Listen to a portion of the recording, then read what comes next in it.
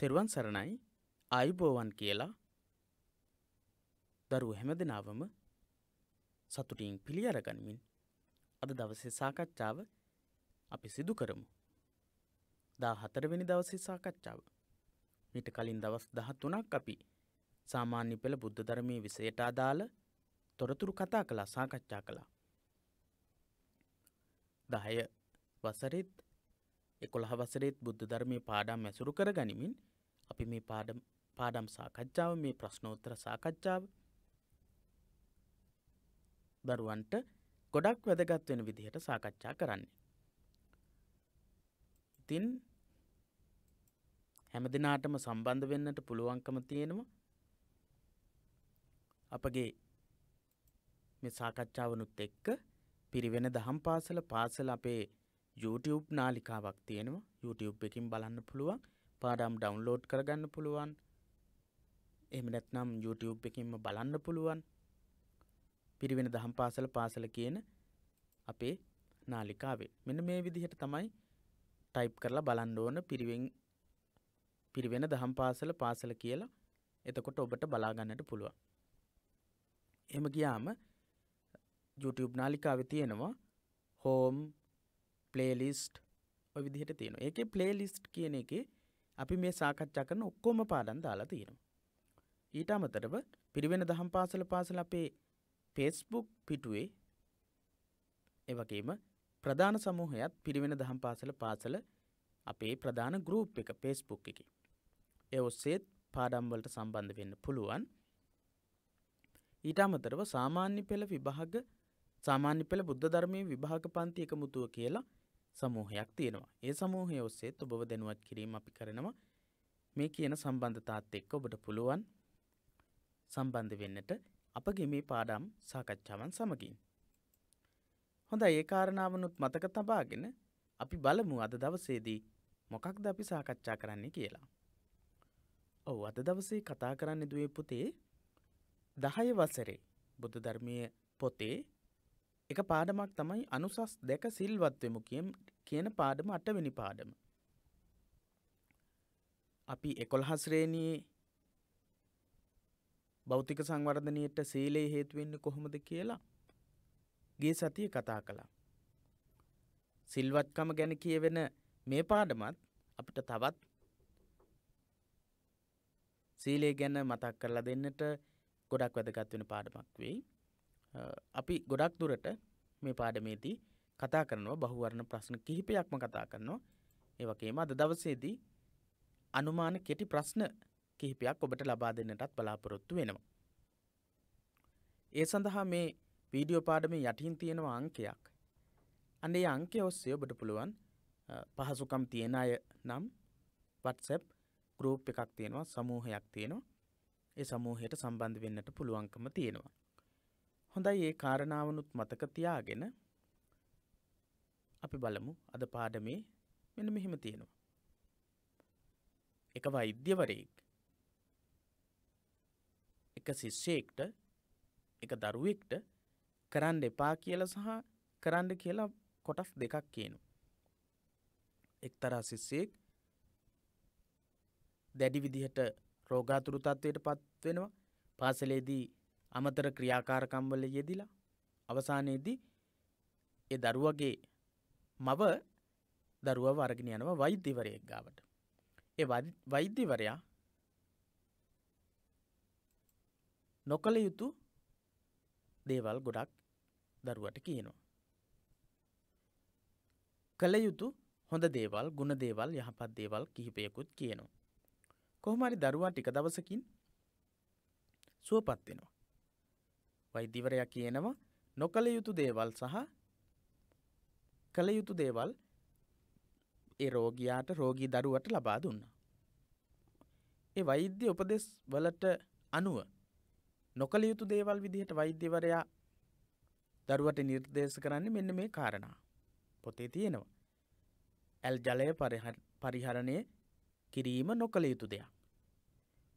ජලය උණු කරන්නේ නැතිව පානය කරන්නට එපා කියලා කියනවා. ඊළඟට සිසිල් කළ බර ආහාර ගැනීම සීතකරණයේ වගේ තියලා අරගෙන සීතල වෙච්ච ආහාර බර ආහාර වර්ග ගන්න එපා කියලා කියනවා. ඊළඟට අධික විදිහට වෙහෙස වෙන්න එපා කියලා කියනවා. රෝගාතුරු තත්ත්වයට පත්වෙච්ච කෙනෙක් ඇල් ජලය පරිහරණය කිරීම, සිසිල් කළ බර ආහාර ගැනීම, අධික විදිහට වෙහෙසීම කියන දේවල් හොඳ නැහැ. විශේෂයෙන්ම ජලය උණු කරලා පානය කිරීම සහ ජලය උණු කරලා නිවාගෙන හෝ පානය කිරීම ගොඩක් වැදගත් වෙනවා. එහෙනම් වෛද්‍යවරයා මොනවද කරන්නට එපා කියලා කිව්වේ? රෝගියාට සුවපත් වෙන්න කරන්න එපා කිව්වේ. ඇල් ජලය පරිහරණය කරන්න එපා කියලා කිව්වා. සිසිල් කරපු බර ආහාර ගන්න එපා කියලා කිව්වා. අධික විදිහට වෙහෙස වෙන්න එපා කියලා කිව්වා.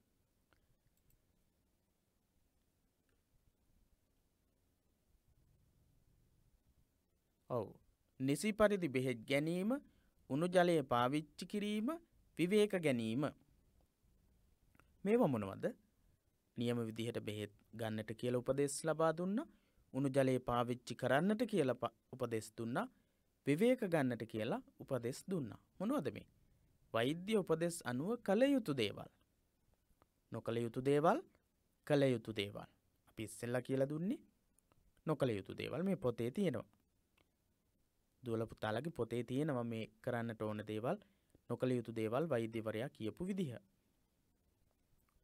නොකළ යුතු අගුණ දේ නොකර කළ යුතු ගුණ දේ කළ ඔහුට ඉක්මනින් සුවය ලබා ගන්න පුළුවන්කම ලැබුණා. නොකළ යුතු දේවල් කරන්නේ නැතිව හිටියා. කළ යුතු දේවල් ඒ දරුවා ඒ පුතා කළා. ඒ නිසා මොකද වුනේ? ඉක්මනට සුවපත් භාවයට පත් වුණා. ඉක්මනට නිරෝගීමත් වුණා. බුදුරජාණන් වහන්සේ අප විසින් කළ යුතු දේද නොකළ යුතු දේද ඉගැන්වූසේක. දැන් ලෙඩ වෙච්ච දරුවෙක් ගියාට පස්සේ, ලෙඩෙක් ගියාට පස්සේ වෛද්‍යවරයා මේ විදිහට උපදෙස් දුන්නේ. දැන් මෙතනදී කියනවා පාඩමේ ඊට පස්සේ බුදුරජාණන් වහන්සේත් අපිට කියලා තියෙනවා කරන්න ඕන දේවල් සහ නොකරන්න ඕන දේවල්. කරන්න ඕන දේවලුත් කියලා තියෙනවා, නොකරන්න ඕන දේවලුත් තියෙනවා. මේ දරුවෝ දහම් පාසල් ගිහිල්ලා පාසලේදී බුද්ධ ධර්මයේ විෂය හදාරලා ගුරුවරුන්ගෙන් නිතරම උපදෙස් අරගෙන, දෙමව්පියන්ගෙන් උපදෙස් අරගෙන බුදුරජාණන් වහන්සේ කරන්න නොකරන්න කියලා තියෙන දේවල් ගොඩක් දන්නවා.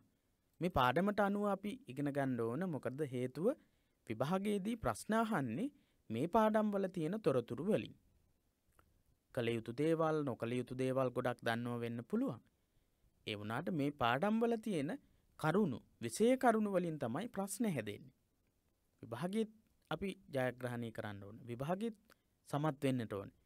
ඒ නිසා මේ පාඩමේ තියෙන ඒවටත් අවධානය යොමු කරන ගමන් අපි සාකච්ඡාව කරමු. නොකළ යුතු දේ විරිත් හෙවත් විරමණ. ඔන්න පාඩමේ තියෙන විශේෂ ඉගැන්වීමක්. වැදගත් වෙන ඉගැන්වීමක්. මොකක්ද?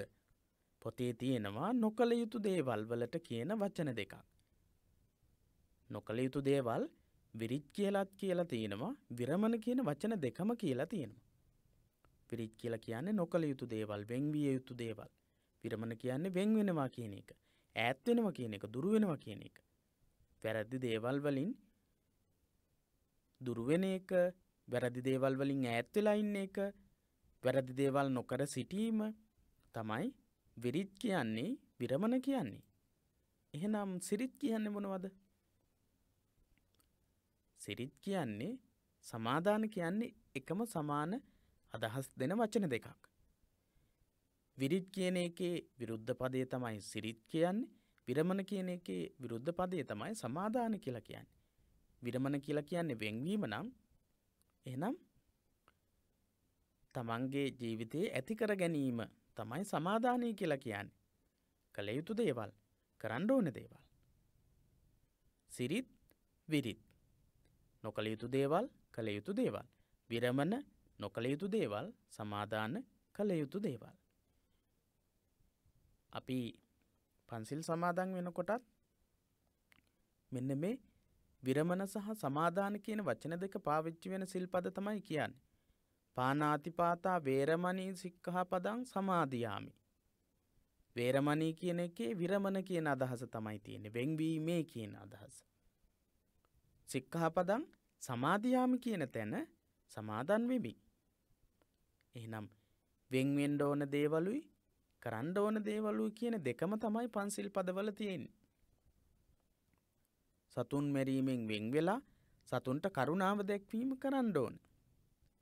සතුන් මැරීම කරන්නේ නැහැ. මොකද කරන්නේ? සතුන්ට කරුණාව දයාව මෛත්‍රිය දැක්වීම, සතුන්ට අනුකම්පා කිරීම, සතුන්ට උදව් උපකාර කිරීම, ආහාර පාන ආදී ලබා දීම කරන්න ඕන දේවල්. හොරකම් නොකර අනිත් අයට උදව් උපකාර කරන්න ඕන. ඒ වගේ පිරමණ සමාදාන කියලා ඉගැන්වීමක් තමයි පන්සිල් පදවල තියෙන්නේ. ඉතින් අපි සීලය ගැන සාකච්ඡා කරන මාතෘකාවන්නේ කතා කරන්නේ නිසා අපිට මේවා ගොඩක් වැදගත් වෙයි. වැළකී යුතු නොකළ යුතු ක්‍රියා. ඔන්න වළකින්න ඕන නොකර ඉන්න ඕන ක්‍රියාවන් මොනවද? එකක් සතුන් මැරීම. ඊළඟ එක සතුන් මැරීම පාණාතිපාතා වේරමණී සික්ඛාපදං සමාදියාමි. නුදුන් දේ ගැනීම, නුදුන් දේ ගැනීමෙන් වැළකීමේ සිල්පදයේ සමාදන් වෙමි කියලා සිංහල තේරුම තියෙන්නේ අදින්නා දානා වේරමණී සික්ඛාපදං සමාදියාමි කියන සිල්පද.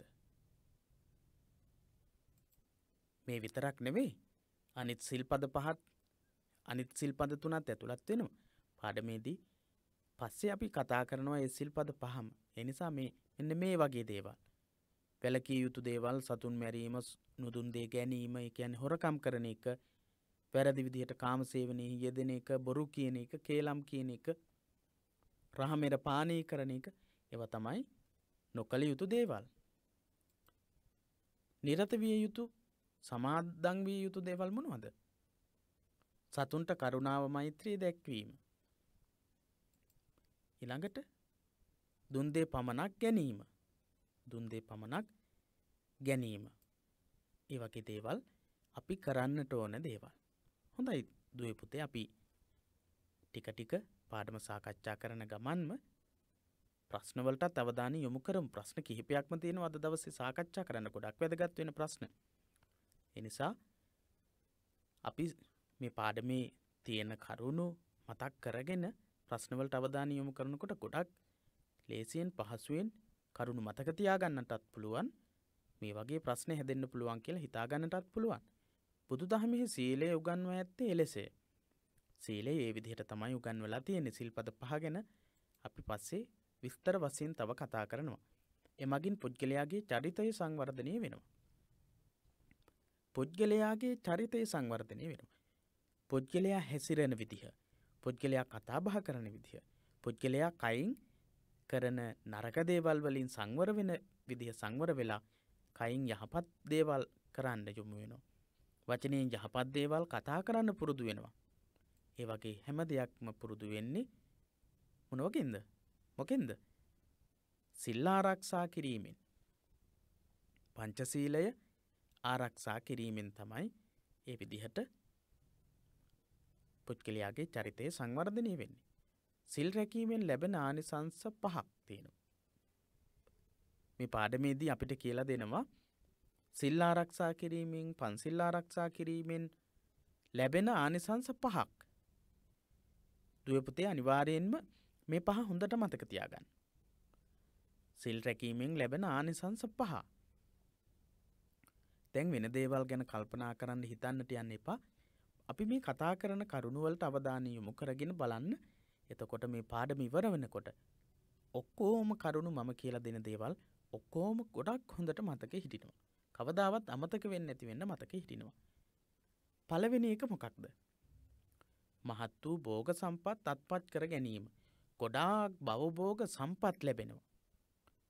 සම්පත් කිව්වම දන්නවනේ. ගෙවල් දොරවල් වල තියෙන දේවල්.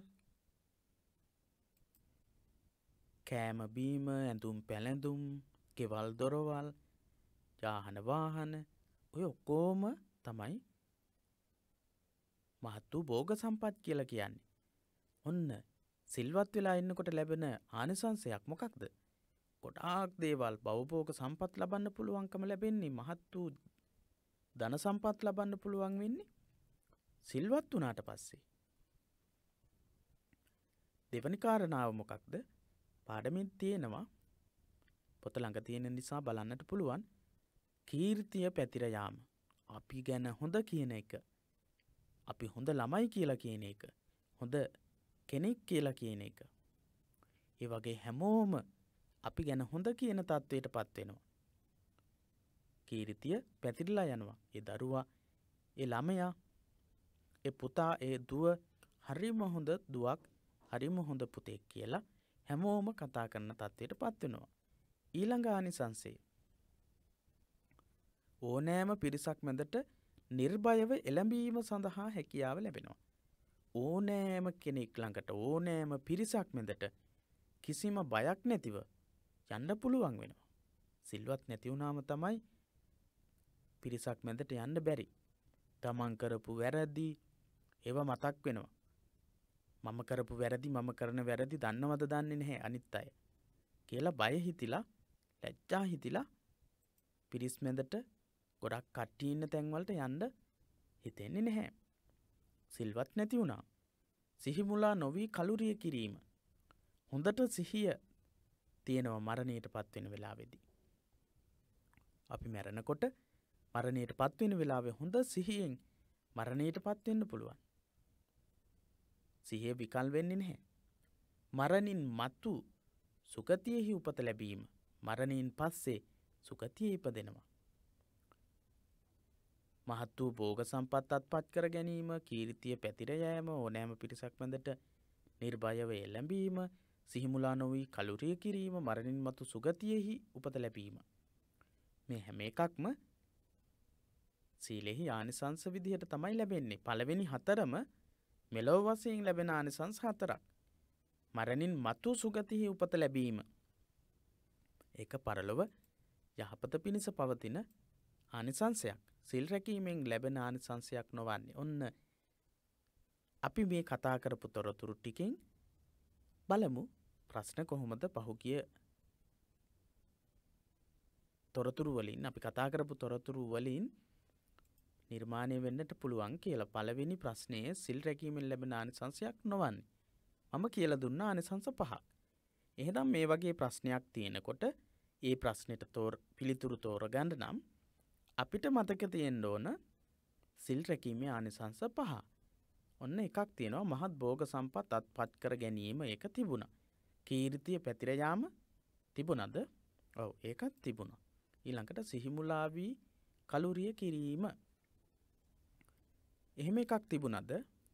සිහිමුලා වී කලුරිය කිරීම කියලාද තිබුණේ? සිහිමුලා නොවි කලුරිය කිරීම කියලාද? සිහිමුලා නොවි කලුරිය කිරීම කියලා තමයි තිබුණේ. මරණින් මතු සුගතියෙහි උපත ලැබීම මම කියලා දුන්නා. පරලොව යහපත සඳහා මරණයෙන් පස්සේ ලැබෙන ආනිසංසයක් කියලා. එනම් හරි ආනිසංස 3ක් තියෙනවා මේ පිළිතුරේ. එකක් තමයි වැරදි. සිහි මුලා වී කලුරිය කිරීම කියන පිළිතුර. අපි බලමු මොකක්ද පිළිතුර කියලා. සිල් රැකීමෙන් ලැබෙන ආනිසංසයක් නොවන්නේ මහත් වූ භෝග සම්පත් අත්පත් කර ගැනීම, කීර්තිය පැතිර යාම, සිහිමුලා වී කලුරිය කිරීම, මරණින් මතු සුගතියෙහි උපත ලැබීම කියන පිළිතුරු වලින් නිවැරදි නොවන, සිල් රැකීමෙන් ලැබෙන ආනිසංසයක් නොවන පිළිතුර තමයි සිහිමුලාවට පත්ව කලුරිය කිරීම කියන එක. හොඳයි. පළවෙනි ආනිසංසය මොකක්ද?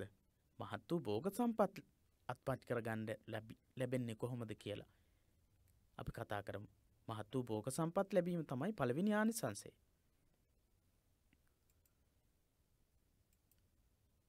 භෝග සම්පත් ලැබීමට හේතු වෙන සිල්වතාගේ ලක්ෂණ කිහිපයක් තියෙනවා. දුවේ පුතේ මෙන්න මේ කාරණාවන් පොතේ තියෙනවා. උද්‍යෝගවත්ව කටයුතු කරනවා. උනන්දුව උත්සාහය ගොඩක් තියෙනවා. අප්‍රමාදී ප්‍රමාදීව වැඩ කරන්නේ නැහැ. පමා වෙන්නේ නැහැ. ඊට අමතරව හරිම ප්‍රබෝධවත්. කායිකව මානසිකව හොඳ ප්‍රබෝධයක් තියෙනවා. ඒ නිසා ගොඩක් භෝග සම්පත් ලබන්න පුළුවන්. ප්‍රතිඵලයක් ලෙස මහත් වූ ධනියට හිමිකරුවෙක් බවට පත් වෙනවා. කොහොමද? සිල්වත් උනේ නැතිනම් නිවැරදි විදිහට වැඩ කරන්න, රැකියාවක් කරන්න එහෙම බැරි වෙනවා. එහෙනම් සිල්වත් කෙනා උද්‍යෝගයෙන් උත්සාහයෙන් පමා වෙන්නේ නැතිව වැඩ කරනකොට ගොඩක් ගොවිතැන් කරන්න පුළුවන්, වෙළඳාම් කරන්න පුළුවන්, රැකියාව හොඳට කරන්න පුළුවන්. එතකොට ගොඩක් ධනය භෝග සම්පත් ලැබෙනවා. සිල්වත් තැනැත්තාට ධනය ඉපයේ නොහැකි බවත්, සීලෙහි පිහිටීම ධනය ඉපයීමට බාධාවක් බවත් සිතීම වරදකි. සිල්වත් කෙනාට ධනය උපයන්න බෑ කියලා නැහැ. බුදුරජාණන් වහන්සේ එහෙම දේශනා කළා නැහැ. සිල්වත් කෙනාට ධනය උපයන්නට පුළුවන්. සීලෙහි පිහිටීම ධනය ඉපයීමට බාධාවක් කියලා සමහර අය හිතන්න පුළුවන්. හැබැයි සීලේ පිහිටන එක වැරදි විදිහට ධනය උපයන්න නම් බාධාවක් වෙනවා. හැබැයි නිවැරදි විදිහට ධනය උපයන්න සිල්වත් වෙන එක බාධාවක් නැහැ. ධනය ඉපයීමේදී මෙන්ම උපයාගත් ධනය සුරක්ෂිත කර ගැනීමේදීද සීලය පුද්ගලයාට මහෝපකාරී වේ. ධනය උපයනකොට වගේම ධනය ආරක්ෂා කරගන්නද්දීත් සීලය තමයි පුද්ගලයාට වැදගත්ම වෙන කාරණේ වෙන්නේ. මහධන කියන සිටු පුත්‍රයෙක් ගැන පාඩමේ තොරතුරු තියෙනවා. බුදුරජාණන් වහන්සේ ජීවමාන කාලයේ තමයි මහධන සිටු පුත්‍රයා හිටියේ. උපයාගත්ත සියලුම ධනය අහිමි වුණා, නැති වෙලා ගියා. ඉනට අඳින වස්ත්‍රයේ පමණක් ඉතිරි වෙන තත්වයට පත් වුණා. මහා ධන සිටු පුත්‍රයා. නමම බලන්නකො මහා ධනයක් තිබුණු සිටු පුත්‍රයෙක්. සිටුවරු කියන්නේ ගොඩාක් ධනෙ තිබිච්ච අය. මහා ධන සිටු පුත්‍රයා කියන එකෙන් අපිට වචනයෙන් තේරෙනවා ගොඩාක් ධනෙ තිබුණු කෙනෙක් කියලා. උපයාගත්ත සියලුම ධනෙ අහිමි වුණා. ඇඳගෙන ඉන්න ඇඳුම පැළඳුම විතරයි අවසානයේදී මහා ධන සිටු පුත්‍රයාට ඉතුරු වුණේ. ඒකට හේතුනේ මොනවද? පාප මිත්‍ර සේවනයේට හා නොමනා පුරුදුවලටද ඇබ්බැහි වී උපයාගත් සියලු ධනෙ ඒ වෙනුවෙන් වියදම් කොට දිලින්දන් බවට පත් වූ ඔන්න මහා ධන සිටු පුත්‍රයා දිලින්දෙක් වෙලා තියෙන්නේ පාප මිත්‍ර ආශ්‍රය කරලා. නොමනා වැරදි ඇබ්බැහි වීම් වලට යොමු වෙලා. උපයාගත්ත සල්ලි ඔක්කොම වියදම් වෙලා. එහෙම කරලා වර්තමානයේ තමන්ගේ ජීවිතය අඳුරු කරගත්ත, තමන්ගේ ජීවිතය විනාශ කරගත්ත අම්මයි තාත්තයි හරි හම්බ කරලා දුන්නු සල්ලි ගොඩක් වියදම් කරනවා. සමහර දරුවෝ අම්මයි තාත්තයි උපයන සල්ලි ගොඩක් වියදම් කරනවා. කිසිම අර පරිස්සමක් නැහැ. එහෙම වුණොත් මොකද වෙන්නේ? අම්මයි තාත්තයි දෙන්නත් එක්කම දුප්පත් වෙන්නට තමයි වෙන්නේ. එහෙනම් මොකද කරන්නට ඕන? පාප මිත්‍රව ආශ්‍රය කරන්නේ නැතිව නොමනා නුසුදුසු පුරුදු වලින් දුරු වෙලා, වැරදි අබ්බැහි වීම වලින් දුරු වෙලා යහපත් විදිහට ජීවත් වීම. සිල්වත් පුද්ගලයා එළඹ සිටි සිහියෙන් යුතුව කටයුතු කරනවා. එළඹ සිටි සිහියෙන් කියන්නේ මොකක් හරි වැඩක් කරනකොට ඒ කරන වැඩේ ගැන හිතමින් වැඩ කරන එකට. පාඩම් කරනවා නම් පාඩම් කරනවා කියලා මතකයේ තියෙන්න ඕන, කල්පනාව තියෙන්න ඕන. තමන් මොනවා හරි වැඩක් කරනවා නම් ඒ වැඩක් කරමින් ඉන්නේ කියලා මතක තියෙන්නට ඕනේ. හොඳයි. ඊළඟට සිංහාලෝවාද සූත්‍රයේ දැක්වෙන ආකාරයට භෝග විනාශයට හේතු වන කරුණු 6ක් තියෙනවා. ඔන්න පාප මිත්‍ර සේවනය එකක් කියලා මම කිව්වා. වැරදි දේවල් වලට ඇබ්බැහි වීම කියලා කිව්වා. අන්න ඒ වගේ සිංහාලෝවාද සූත්‍රයේදී කියලා තියෙනවා අපේ සල්ලි, භවභෝග සම්පත් ඒවා විනාශ වෙන්න හේතු වෙන කරුණු කීයක්ද? 6ක් කියලා තියෙනවා. කරුණු 6ක් කියලා තියෙනවා. මදයට හා ප්‍රමාදයට හේතු වෙන මද්යසාර, මත් වතුර, මත් කුඩු වගේ දේවල් පාවිච්චි කරන එක. නුසුදුසු වේලාවන්හි මන්මාවත්වල සැරිසැරීම. අවවෙලාවේ නිතරම මන්තොටවල් වල ඇවිදිමින්, තැනින් තැන ගමන් කරමින්, නිස්කාරණයේ සල්ලි මිල මුදල් විය පැහැදම් කරමින් තමන්ගේ කාලය විනාශ කරගනිමින් වැඩ කරනකොට භවභෝග සම්පත් විනාශ වෙනවා. නැටුම් ගැයුම් වැයුම්හි ලොල් බව. නැටුම් ගැයුම් වැයුම් බලන්න, චිත්‍රපටි බලන්න, රූපවාහිනී වැඩසටහන් බලන්න, නාට්‍ය බලන්න වැඩිපුර කාලය වැය කරනකොට ඒ අයට ධනෙ උපයන්න වෙලාවක් නැති වෙනවා. හම්බ කරගෙන තියෙන සල්ලි ඔක්කොමත් වියදම් වෙලා යනවා, විනාශ වෙලා යනවා. සූදු කෙලින එක, සූදු ගහන එක, පවිතු මිතුරුන් ආශ්‍රය කිරීම. මහදන සිටු පුත්‍රයාටත් ඒක තමයි උනේ. අලසකමින් කල් ගෙවීම, අලසකමින් කම්මැලිකමින් ඉන්නකොට අලුතින් සල්ලි මිල මුදල් භවභෝග සම්පත් අපිට ලැබෙනවද? එහෙම ලැබෙන්නේ නැහැ.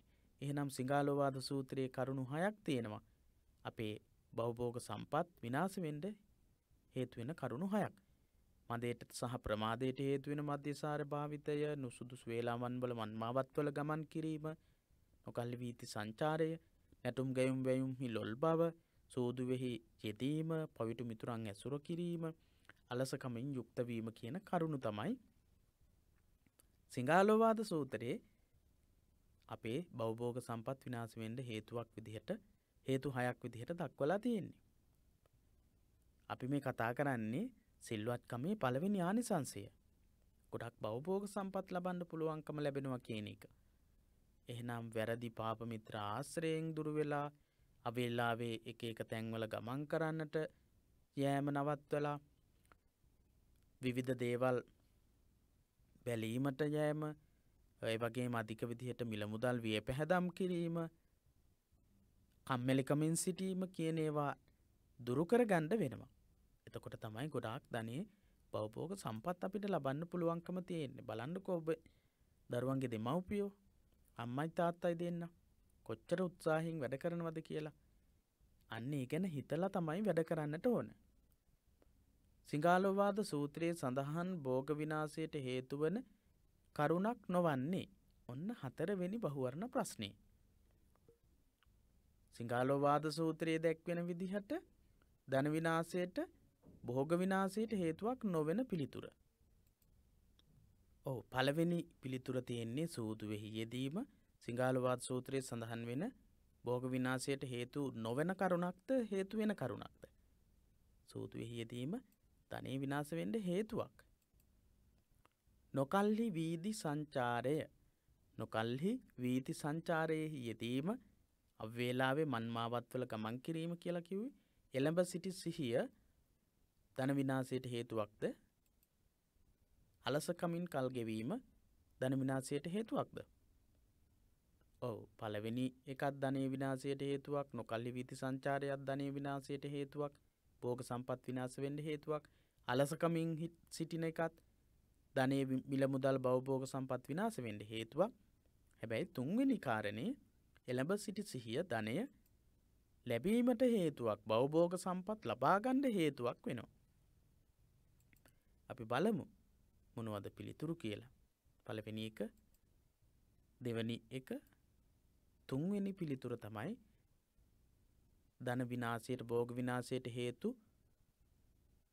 වන කරුණක් නොවන පිළිතුර එළඹ සිටි සිහිය කියන එක.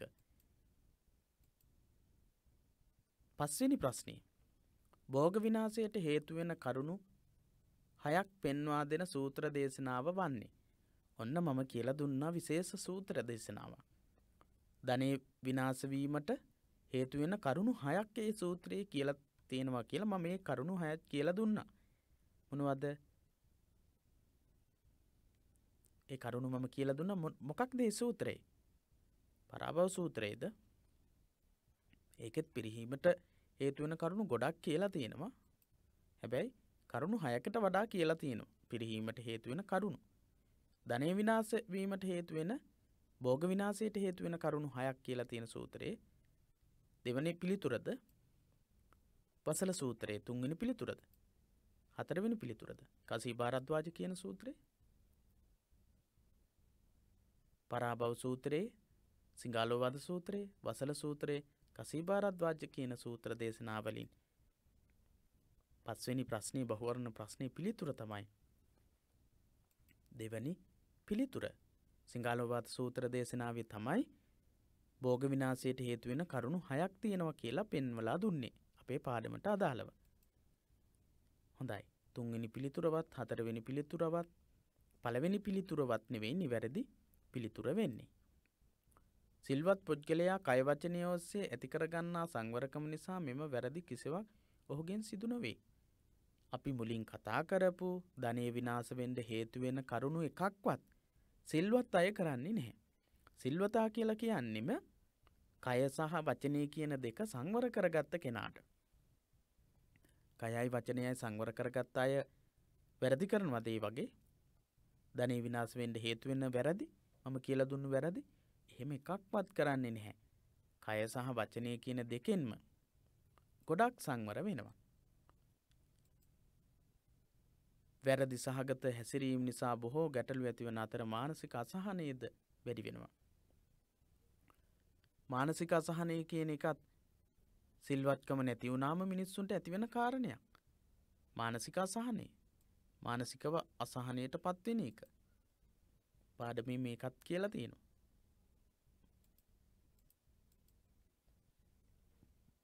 දිලුඳුකමද ඇතිවෙයි. වැරදි සහගත හැසිරීම් වලට යොමු වුණාම සිල්වත් නැති වුණාම මානසික අසහනය සිද්ධ වෙනවා. දිලුඳුකම ඇති වෙනවා. සිල්වත් තැනැත්තාගේ ධනය වැඩෙනුවේ දුසිරිතෙන් වැළකී සුසිරිතෙහි යෙදෙන බැවිනි. එහෙනම් සිල්වත් අයගේ ධනය වැඩෙන්නේ මොනවත් නිසාද?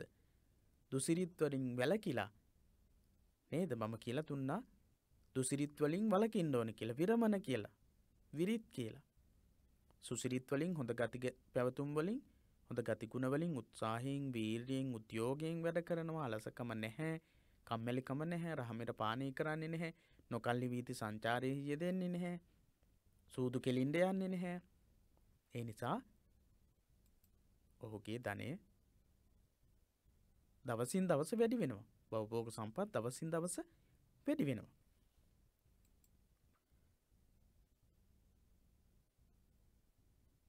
සීලේ සම්බන්ධයෙන් සාවද්‍ය ප්‍රකාශය තෝරන්න කියන තවත් ප්‍රශ්නයක් තියෙනවා. සීලේ සම්බන්ධයෙන් සාවද්‍ය ප්‍රකාශය තෝරන්න. සිල්වතාට ධනෙ ඉපෙයින් නොහැකිය. සිල්වතාට ධනය උපයන්න බෑ. එහෙමද?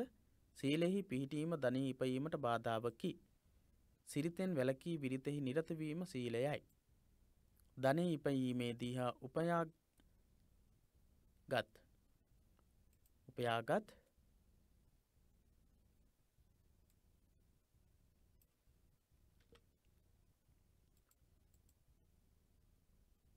නැවත වතාවක් බලමු. සිල්වතාට ධනෙ ඉපිය නොහැකිය. සීලෙහි පිහිටීම ධනෙ ඉපීමට බාධාවක්. මම කිව්වා සිල්වත් වෙන එකම තමයි ධනෙ උපයන්නට සහ ධනෙ ආරක්ෂා කරගන්න ගොඩක්ම වැදගත් වෙන දේ කියලා. සිරිතෙන් වැළකී විරිතෙහි නිරත වීම සීලයේ විදිහටද මම කියලා දුන්නේ. සිරිතෙන් වැළකීලා විරිතෙහි යෙදීමද විරිතෙන් වැළකීලා සිරිතෙහි යෙදීමද? ඔව්.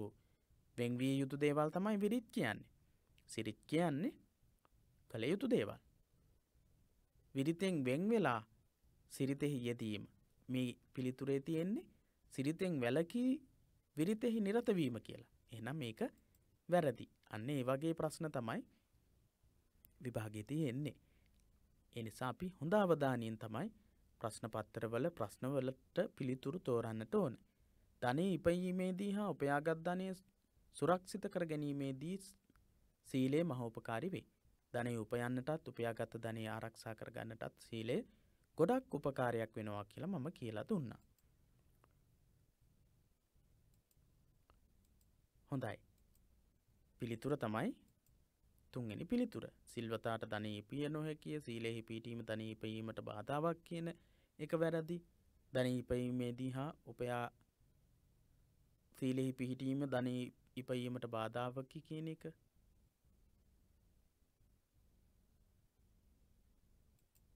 ඔව් දුවයි පුතේ. මේ ප්‍රශ්නේ පිළිතුර එන්නට ඕන තුන්වෙනි පිළිතුර නෙවෙයි. ආයෙත් මේ ප්‍රශ්නේ බලමු. මොකක්ද තියෙන්නේ? සීලේ සම්බන්ධයෙන් නිර්වද්‍ය ප්‍රකාශය තෝරන්නට කියලා තියෙන්නේ. එහෙනම් ඒකේ නිර්වද්‍ය කියන්නේ මොකක්ද? වැරදි නැති පිළිතුර. වැරදි පිළිතුර නෙවෙයි, වැරදි නැති පිළිතුර. සිල්වතාට ධනෙ ඉපිය නොහැකිය. ඒ පිළිතුර වැරදි පිළිතුරක්. සීලේ සම්බන්ධයෙන් වැරදි අදහසක්. වැරදි ප්‍රකාශයක්. සීලෙහි පිහිටීම ධනෙ ඉපීමට බාධාවකි. ඒකත් සීලේ සම්බන්ධයෙන් නිවැරදි අදහසක්ද වැරදි අදහසක්ද? වැරදි අදහසක්. ඊළඟට සිරිතෙන් වැළකී විරිතෙහි නිරත වීම සීලයයි. එකත් නිවැරදිද වැරදිද? එකත් වැරදි. එහෙනම් ධනෙ ඉපයීමේදී හා උපයාගත් ධනෙ සුරක්ෂිත කර ගැනීමේදී සීලය මහෝපකාරී වේ.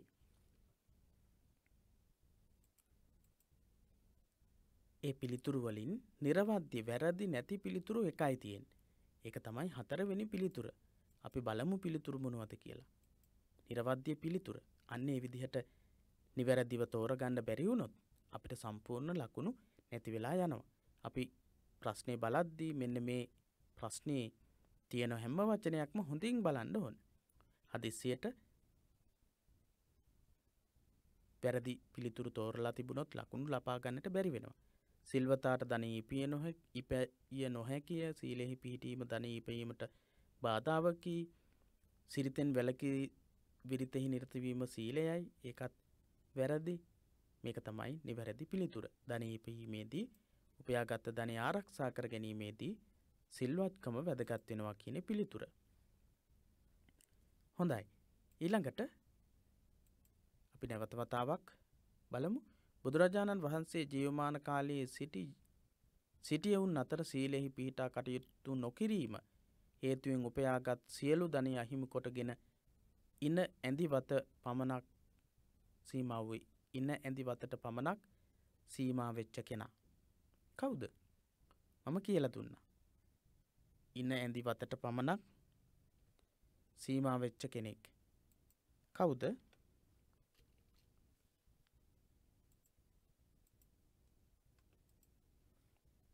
පිළිතුරු බලමු. පටාචාරාවය, කිසා ගෝතමිය, මහදන සිටු පුත්‍රයා, මට්ටකුණ්ඩලී සිටු පුත්‍රයා,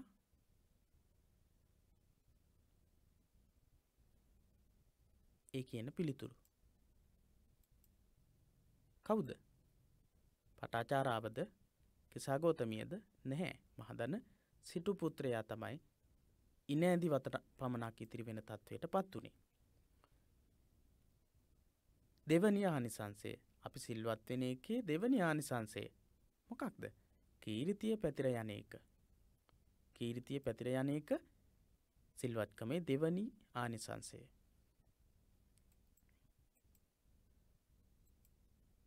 කීර්තිය හා අපකීර්තිය අටලෝ දහමට අයත් අංග දෙකකි. කීර්තියයි අපකීර්තියයි. කීර්තියයි අපකීර්තියයි. මම කියන්නම් මතක තියාගන්නකෝ. එහෙම නැත්නම් ලියා ගන්න. ලාභ, අලාභ, නිന്ദා, ප්‍රශංසා, සැප, දුක්, යස, අයස. ඒවා තමයි අටලෝ දහම කියලා කියන්නේ. ලාභ, අලාභ, නිന്ദා, ප්‍රශංසා, සැප, යස, අයස, සැප, දුක්, ඒ කියන අංග. කීර්තිය සහ අපකීර්තිය කියන්නේ යස, අයස කියන දෙක. අටලෝ දහමින් අංග දෙකක්. අටලෝ දහමේ අංග දෙකක්. කිසියම් පුද්ගලයෙකුගේ කීර්තියට මෙන්ම අපකීර්තියටද බලපාන මූලික සාධකය ඔහුගේ හොඳ නරක ක්‍රියාකාරකම්ය. කිසියම් පුද්ගලයෙකුගේ කීර්තියට වගේම අපකීර්තියට බලපාන සාධක තියෙනවා. මොනවද? හොඳ නරක. කීර්තියට අපකීර්තියට බලපාන්නේ හොඳ නරක. කුලවත්කම, රූමත්කම තිබූ පමණින් කීර්තිය උපයාගත්ත නොහැකිය. රූමත්කම තිබුණා හරිම ලස්සනයි කියලා, කුලවත්කම තිබුණා කියලා කාටවත් කීර්තිය ඇති කරගන්න බෑ. ගොඩක් ලස්සන, ගොඩක් උසස් කුලවල ඉපදිච්ච අය ඉන්නවා. හැමෝම ප්‍රතික්ෂේප කරන, හැමෝම පිළිකුල් කරන අය බවට පත් වෙලා. සීලෙහි පිහිටා කටයුතු නොකරන පුද්ගලයාට හිමිවන්නේ අපකීර්තියයි. අපකීර්තියටපත් වෙන්න වෙනවා සීලෙහි පිහිටලා කටයුතු කරන්නේ නැති පුද්ගලයාට.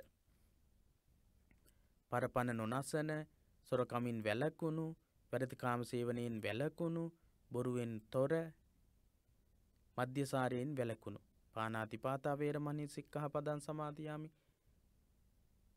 අදින්නාදාන වේරමණී සික්ඛාපදං සමාදියාමි, කාමේසු මිච්ඡාචාරා වේරමණී සික්ඛාපදං සමාදියාමි, මුසාවාදා වේරමණී සික්ඛාපදං සමාදියාමි, සුරාමේරේ මජ්ජපමා දට්ඨානා වේරමණී සික්ඛාපදං සමාදියාමි කියන සිල්පද පහම ආරක්ෂා කරන කෙනා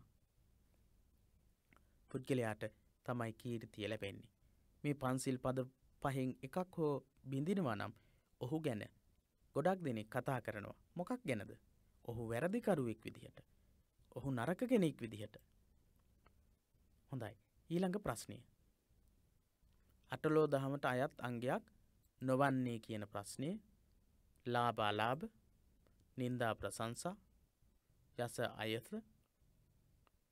පින් පව්. මම කියලා දුන්නා අටලෝ දහම.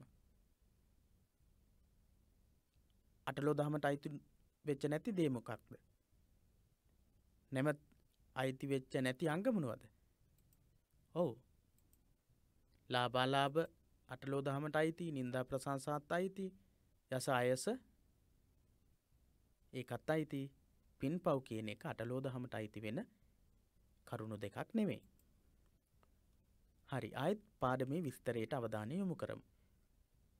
දුසිල්වත් පුද්ගලයා වුවද සීලෙහි පිහිටා කටයුතු කරන්නාගේ ගුණ කියයි. දුසිල්වත් අය පවා සීලෙහි පිහිටලා කටයුතු කරන අය ගැන ගුණ කියනවා, හොඳ කියනවා, කතා කරනවා. එවැනි පුද්ගලයා පිළිබඳව දනන් තුඩ රැව් පිළිරැව් දෙන්නේ ප්‍රශංසාත්මක වදන්ය. සිල් සුවඳ අනිකුත් සියලු සුවඳ වර්ග අභිබවා පැතිරෙන බව බුදුරජාණන් වහන්සේ වදාරනවා. තිල් ගුණය අනිකුත් හැම වඩා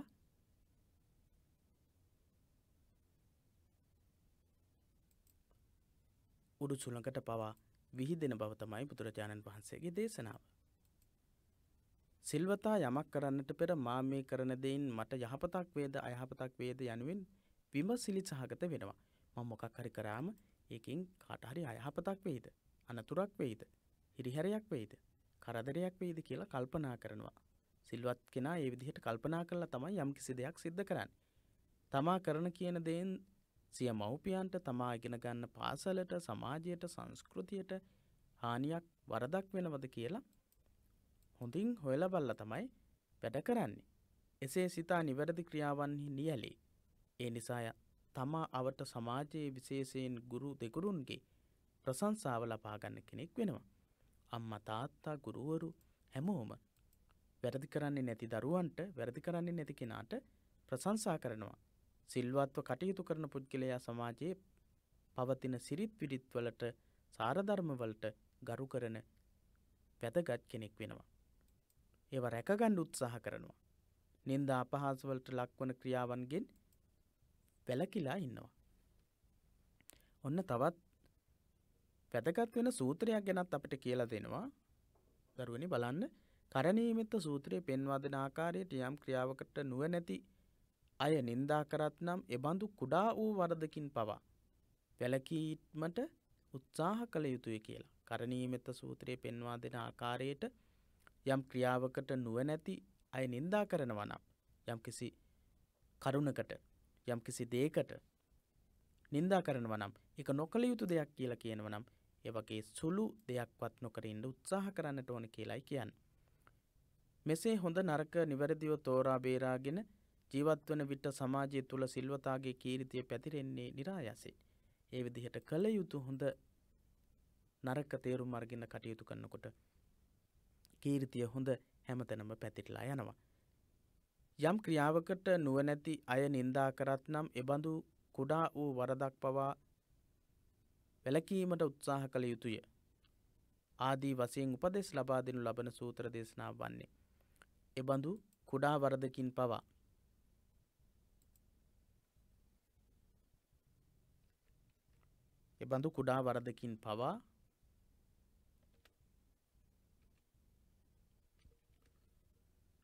වැළකීමට උත්සාහ කළ යුතුය. ආදී වශයෙන් උපදෙස් ලබා දෙන සූත්‍ර දේශනාව මොකක්ද? මම මේ දැන් කියලා දුන්නා. කරණීයමෙත්ත සූත්‍රය, මහා මංගල සූත්‍ර දේශනාවවත්, පරාභව සූත්‍ර දේශනාවවත්, සිංහලවත් සූත්‍ර දේශනාවවත් නෙමෙයි. කරණීයමෙත්ත සූත්‍ර දේශනාව තමයි නිවැරදි පිළිතුර. පුංචිම පුංචි වැරදක්වත් නොකළ යුතුයි කියලා තමයි ඒකේ ඉගැන්වෙන්නේ. ඒ සූත්‍ර දේශනාවේ කියලා දෙන්නේ. හොඳයි, ඊළඟට බලමු ඕනෑම පිරිසක් මැදට නිර්භයව එළඹීමේ හැකියාව ලැබෙනවා කියන කාරණේ. සිල්වත්කමේ ආනිසංශයක් විදිහට. අන් අයගේ ජීවිත උදුරාගත් පුද්ගලයෝ තමන්ගේ ජීවිතය මොන මොහොතේ නම් කවුරු හරි දැහැගනීද, කවුරු හරි තමන්ගේ ජීවිතය විනාශ කරයිද කියලා කල්පනා කරනවා. අනිත් අයගේ සම්පත් පැහැරගත්ත අය මොකද කරන්නේ? නිරායාසයෙන්ම ඇති වෙනවා. තමන් කොයි වෙලාවක හෝ හොරකම් කිරීම, මංකොල්ල කෑම නිසා නීතිය රැහැනට කොයි වෙලේ හරි යහුවේ කියලා කල්පනා කරනවා. වැරදි කාම සේවනයේ යෙදිච්ච අය ශිෂ්ට සම්පන්න සමාජ පැවැත්මට හානියක් කරනවා. බොරු කියන තැනැත්තා අනිත් අයගේ නිවේදන අයිතිය, sannivedana අයිතිය විනාශ කරනවා, කඩ කරනවා. සත්‍ය දැනගන්න එක හැමෝටම අයිති දෙයක්. මධ්‍යසාර භාවිත කරන කෙනා කායික මෙන්ම මානසික රෝගී තත්ත්වයට පත් වෙනවා. සාමකාමී සමාජයට අභියෝගයක් වෙනවා. සාමකාමී සමාජයට හිරිහැරයක් වෙනවා. මේ කියන පංච දුෂ්චරිතයේ යෙදෙන්නාට නිරන්තරයෙන්ම ජීවත් වීමට සිද්ධ වෙන්නේ සැකයෙන්, බියකින් තමයි ජීවත් වෙන්නට සිද්ධ වෙන්නේ. සමාජයට හොර රහසේ අප්‍රසිද්ධ විදිහට. පන්සිල් පද 5 ආරක්ෂා කරන්නේ නැත්නම් ඒ පුද්ගලයාට නිදහසේ නිර්භයව හැමෝම ඉදිරියට යමින් කටයුතු කරන්නට බෑ. වැරදි කරන්නා පසුපස නීතිය ලුහුබඳින අතර ඔහුගේ ජීවිතය අනාරක්ෂිත එකක් වෙනවා. සිදු කළ වැරදි නීති අභිමුවේ සංකවාගෙන සිටියත් හෘද සාක්ෂියට සංකවාගෙන ඉන්න බෑ. හදවතින් කියනවා නිතරම ඔබ මෙන්න මේ වැරදි කරපු කෙනෙක්. ඔබ මේ වගේ වැරදි සහගත කෙනෙක්. ඔබ මේ වැරදි කරලා තියෙනවා. අහවල් කෙනාට මේ වරද කළා. අහවල් කෙනාගේ මේ දේවල් ඔබ පැහැරගත්තා. එහෙම කියලා හදවත කතා කරනවා. පංචශීලයේ ආරක්ෂා කරන කෙනා අන් අයගේ ජීවත් වීමේ අයිතිය රකින්නවා. අනිත් අයට හිංසා කරන්නේ නැහැ. ඒ නිසා ඝාතකයෙකු, හිංසකයෙකු විදිහට සමාජයෙන් අවමාන ලබන්නේ නැහැ. අනිත් අයගේ දේපල, සැප සම්පත් පැහැර නොගෙන, නුදුන් දේ නොගෙන ඉන්නවා. ඒ නිසා සොරෙක් කියන තත්වයෙන් සමාජය ඔහු ප්‍රතික්ෂේප කරන්නේ නැහැ. වැරදි කාමසේවනෙහි යෙදෙන්නේ නැතිව වළකින පුද්ගලයා සමාජ සම්මතයන්ට ගරු කරන කෙනෙක් වෙනවා. පෞල් ජීවිතයේ සදාචාර සම්පන්න බව ආරක්ෂා කරනවා. සත්‍යගරුක පුද්ගලයා sannivedana අයිතිය සුරකින්නවා. බොරු කියන්නේ නැහැ, අනුන් රවටන්නේ නැහැ, විශ්වාසවන්තයෙක් වෙනවා. අන්නේ විදිහේ කෙනෙක් බවට පත් වෙනවා. මධ්‍යසාරී පරිහරණය නොකරන කෙනා සමාජයේ සාමකාමී බව හා සුහදතාවය ආරක්ෂා කරනවා. ඔහු මනා සිහිනුවණින් යුතුව සිටින කෙනෙක් වෙනවා. සාමකාමී සුහදව කටයුතු කරන්නට පුළුවන් පුද්ගලයෙක් වෙනවා. මෙසේ සිල්වත් අය සමාජයට යහපතක් මිසක් අයහපතක්, අප්‍රිය ජනක දෙයක් සිද්ධ කරන්නේ නැහැ. ඒ නිසාම ඔහුට ඕනෑම පිරිසක් මැදට බයක් නැතිව, සැකක් නැතිව හරිම හොඳින් ගමන් කිරීමේ හැකියාව තියෙනවා. හොඳයි. තවත් ප්‍රශ්නයක් තියෙනවා. පන්සිල් සුරකින්න සමාජයක වෙසෙන පංච දුෂ්චරිතයෙන් තොර පුද්ගලයෙකු තුළ දක්නට ලැබෙන ලක්ෂණයක් නොවන්නේ. පන්සිල් රකින්න සමාජයක වෙසෙන පංච දුෂ්චරිතයෙන් තොර පුද්ගලයෙකු තුළ දකින්නට ලැබෙන ලක්ෂණයක් නොවන්නේ. අන් අයගේ ජීවත් වීමේ අයිතිය සුරකීම. පන්සිල් රකින්න කෙනෙක්ද, රකින්න නැති කෙනෙක්ද අනිත් අයගේ ජීවිතය සුරකින්නේ? ජීවත් වීමේ අයිතිය සුරකින්නේ පන්සිල් රකින්න කෙනා. පන්සිල් රකින්නේ නැති කෙනෙක්ගේ ලක්ෂණයක් තමයි අහන්නේ. පුද්ගල දේපල අයිතිය සුරකීම පන්සිල් රකින්න කෙනාගේ ලක්ෂණයක්. ශිෂ්ට සම්පන්න සමාජ පැවැත්මට හානි පැමිණවීම පන්සිල් රකින්නේ නැති කෙනාගේ, ඒ කියන්නේ වැරදි කාම සේවනයේහි යෙදෙන කෙනාගේ ලක්ෂණය තමයි මේ තුන්වෙනි පිළිතුර. සාමකාමී සමාජයට අභියෝගයක් වෙන්නේ නැහැ පන්සිල් ආරක්ෂා කරන කෙනා. අන් අයගේ ජීවත් වීමේ අයිතිය සුරකින්නවා, පුද්ගල දේපල අයිතිය සුරකින්නවා.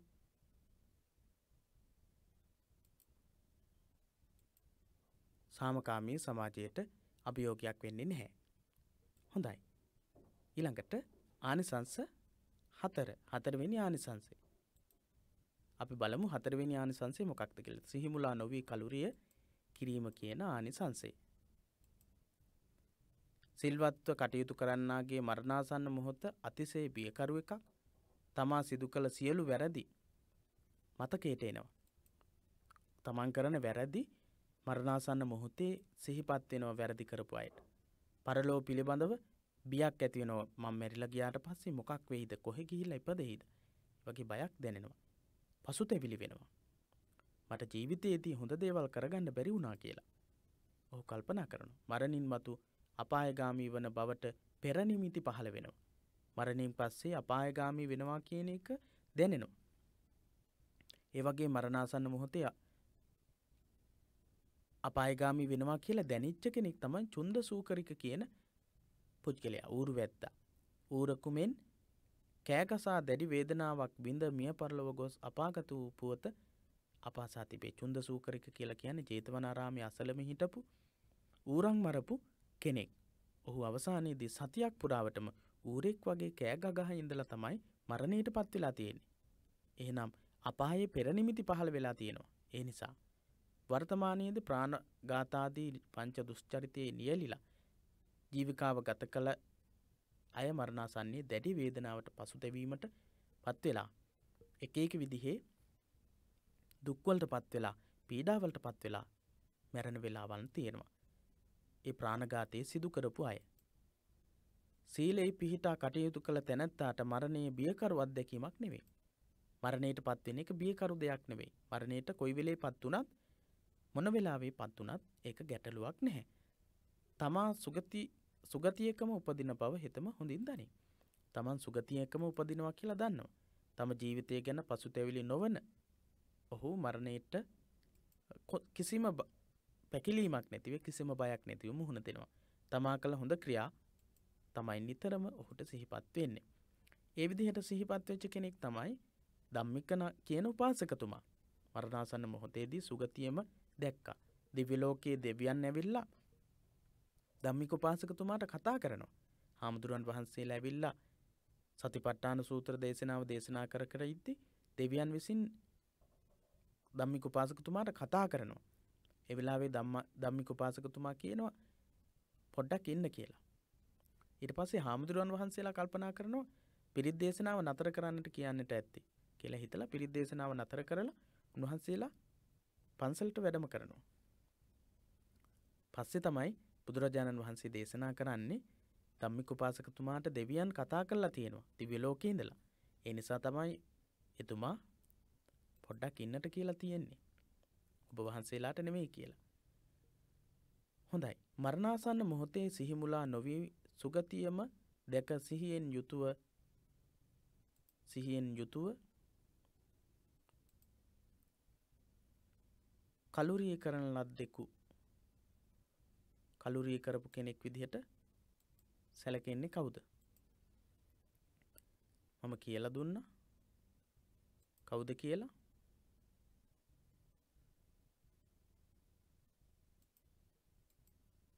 සුද්ධෝදන රජතුමා, චුන්ද සූකරික, ධම්මික උපාසකතුමා, මල්ලිකා දේවිය. බලමු අපි පිළිතුර මොකක්ද කියලා. ඔව්, සුද්ධෝදන රජතුමා මරණාසන්න මොහොතේ සිහිමුලා නොවි සුගතියම දැක සිහියෙන් යුතුව කලුරිය කරපු කෙනා කවුද කියලා යහන්නේ. සුද්ධෝදන රජතුමා, චුන්ද සූකරික, ධම්මික උපාසකතුමා, මල්ලිකා දේවිය. කවුද මරණාසන්න මොහොතේ සිහිමුලා නොවි සුගතියකම උපත ලැබපු කෙනා? ධම්මික උපාසකතුමාද, මල්ලිකා දේවියද, චුන්ද සූකරිකද, සුද්ධෝදන රජතුමාද?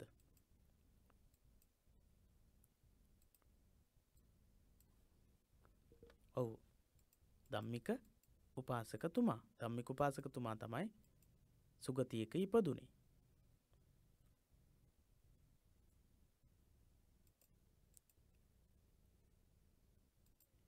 මරණාසන්න මොහොතේ ඌරෙකුමෙන් කෑ ගසා දැඩි වේදනාවක් විඳ මිය පරලොව ගොස් අපාගත වෙච්ච කෙනා කවුද? දේවදත්තෙර, චුන්ද සූකරික, චුන්ද කර්මාර පුත්‍ර, නිගණ්ඨනාත පුත්‍ර. කවුද? දේවදත්ත හාමුදුරුවෝ චුන්ද සූකරික කියන ඌරු පැත්තා. චුන්ද කර්මාර පුත්‍රත් නෙවෙයි නිගණ්ඨනාථ පුත්ත කියන පිළිතුරත් නෙවෙයි. දෙවැනි පිළිතුර තමයි නිවැරදි පිළිතුර. සිල් රැකීමේ පස්වෙනි ආනිසංසය. බුදුදහම අනුව දුගතියේ හෝ සුගතියේ උපත ලැබීම සිදුවන්නේ අප සිදු කරන අපි කරන කුසල අකුසල කර්මවලට අනුරූප විදිහට. අකුසල කර්ම කරපු අය මරණින් පස්සේ දුගතියේ ඉපදෙනවා. නරක තැන්වල ඉපදෙනවා. නරක තිරිසං പ്രേත අසුර කියන සතර අපායටපත් වෙනවා. හොඳ දේවල් කරපු අය කුසල කර්ම කරපු අය සුගතිගාමී වෙනවා. යහපත් තැන්වල දිව්‍ය ලෝක වගේ තැන්වල මනුස්ස ලෝකේ ඉපදෙනවා. සිල්වත්කම කියන්නේ මොකක්ද? පාප කර්මයන්ගෙන් අකුසල කර්මයන්ගෙන් ක්‍රියාවන්ගෙන් තොරව ජීවත් වීම. කාය වචනේ දෙක යහපත් දේවල් වල යොදවන එක. කාය වාචානං සමෝදානං සීලං. කාය සහ වචනේ කියන දෙක සංවර කර ගැනීම යහපත් දේවල් වල යෙදවීම තමයි සිල්වත්කම කියලා කියන්නේ. පව අකුසලයේ පිළිකුල් කරමින් එම ක්‍රියාවලට ඇති බිය ඇතිව කටයුතු කරන අය යහපත් ක්‍රියාවලට යොමු වෙනවා, සිල්වත්කමට යොමු වෙනවා. එතකොට දුගතියට යන්නේ නැහැ, සුගතියකම ඉපදෙනවා. ඒ වගේම තමයි තමන් සිල්වත් නැහැ, තමන් පව්කම් කළා කියලා හිතලා අවසානයේදී ශෝකයට දුකටපත් වෙන්නේ නැහැ සිල්වත් කෙනා. තමා සිල්වත් කියලා පව්කම් කළේ නැහැ කියලා මෙලොවත් සතුටු වෙනවා. ඔහු මිය පරලෝක ගියාට පස්සේ ඒ භවයන් වලදීත් සතුටින් කල්ගෙවෙන කෙනෙක් බවට පත් වෙනවා. පව්කම් නොකළ සිල්වතා තුළ උපදන අවසන් සිතුවිලි පරපුර යහපත් වෙනවා. ඒ සිතුවිලි වල යහපත්කම නිසා ගිහිල්ලා ඉපදෙන්නේ හොඳ තැන්වල. සීලෙහි ආනිසංස පහෙන් මුල් 4 ජීවත්ව සිටියදී ලැබෙන ආනිසංස ඊළඟ 4 මිය පරලෝක ගියාට පස්සේ ලබා ගන්න දේවල්. එම අනුසස් කිසිසේත්ම විශ්වාස මාත්‍ර නොවන බව අප තරයේ සිහි තබා ගත යුතුයි.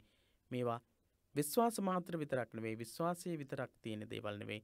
අනිවාර්යයෙන්ම සිල්වත් වීම තුලින් අපි මේ කතා කරපු ආනිසංස පහම ලැබෙනවා. හොඳයි දරුවනේ.